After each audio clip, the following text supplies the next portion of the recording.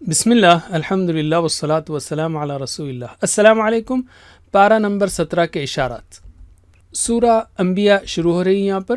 سورہ مریم میں عیسیٰ کا علیہ السلام اور سورہ طٰہٰ میں موسیٰ علیہ السلام کا خصوصی تذکرہ تھا۔ سورہ انبیاء میں 18 انبیاء کا ذکر ہے۔ یہ بتایا گیا کہ وہ سب انسان تھے۔ پھر ایک طرف ان کی عبادت، خشیت و دعاؤں کا ذکر ہے، تو دوسری طرف ان کی دعوت و اصلاح کا تذکرہ ہے۔ وہ سب ہمارے لیے بہترین اسوہ ہیں۔ اس صورت میں توحید و آخرت کا بھی ذکر ہے۔ حساب کا وقت قریب ہے، پھر بھی مشرکین غافل ہیں۔ ہر نئی آیت کو مذاق اور بے دلی سے سنتے ہیں۔ کہتے ہیں انسان نبی کیسے ہو سکتا ہے، اور قرآن جادو ہے، شاعری ہے۔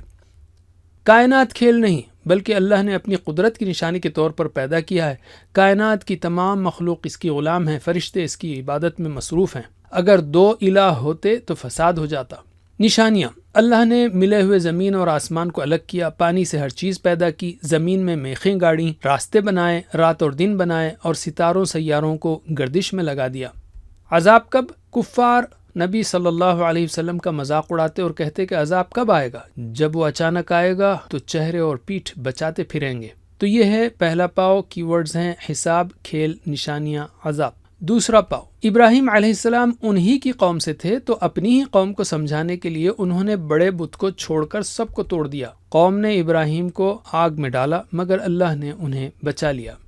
انبیاء علیہم السلام کی مدد: اللہ نے لوط کو بد کردار بستی سے نکال لیا، نوح اور ان کے ماننے والوں کی مدد کی اور ظالموں کو غرق کیا، سلیمان کو فیصلے کی سمجھ دی، داؤد کے ساتھ پہاڑ اور پرندے تسبیح کرتے تھے، انہیں زراح بنانا سکھایا، سلیمان کے لیے ہوا اور جن مسخر تھے، ایوب کی تکلیف دور کی، اسماعیل، ادریس اور ذوالکفل صابر تھے، یونس نے دعا کی، اللہ نے انہیں بچا لیا، اللہ نے زکریا کو بڑھاپے میں بیٹا یعنی یحییٰ عطا کیا، پاک دامن مریم کے بیٹے کو اللہ نے نشانی بنا دیا علیہم السلام۔ قیامت کے دن لوگوں کی نگاہیں خوف سے پھٹی ہوں گی، وہ اور ان کے معبود جہنم کے ایندھن ہوں گے، نیک لوگ جہنم کی آہٹ تک نہیں سنیں گے۔ سورہ حج، اس کا کچھ حصہ مکی ہے اور کچھ مدنی۔ اس میں وارننگ اور نصیحت ہے، حج کا بیان ہے۔ مدینہ کے مظلوم مسلمانوں کو قتال کی اجازت دی گئی ہے اور بتایا گیا ہے کہ تمہیں نیک اعمال کرنا ہے اور اللہ ہی کی طرف دعوت دینا ہے۔ قیامت کا زلزلہ بہت سخت ہے، دودھ پلانے والی اپنے بچے کو بھی بھول جائے گی۔ اگر دوسری زندگی میں شک ہو تو پہلی زندگی کے مراحل اور بنجر زمین کو دیکھ لو کہ کس طرح بارش سے لہلہا اٹھتی ہے۔ تو یہ دوسرا پاؤ، کی ورڈز ہیں ابراہیم، انبیاء، قیامت، زلزلہ۔ تیسرا پاؤ، بحث کرنے والے لوگوں کو گمراہ کرنے کے لیے تکبر کرتے ہوئے بغیر علم کے اللہ کے بارے میں بحث کرنے کی سزا بہت سخت ہے۔ کچھ لوگ کفر ایمان کے درمیان لٹکے ہوئے ہیں، خیر ملے تو مطمئن اور نہ ملے تو پلٹ جاتے ہیں۔ یہی اصل خسارہ ہے۔ تمام مخلوقات اللہ کو سجدہ کرتی ہیں اور انسان بھی۔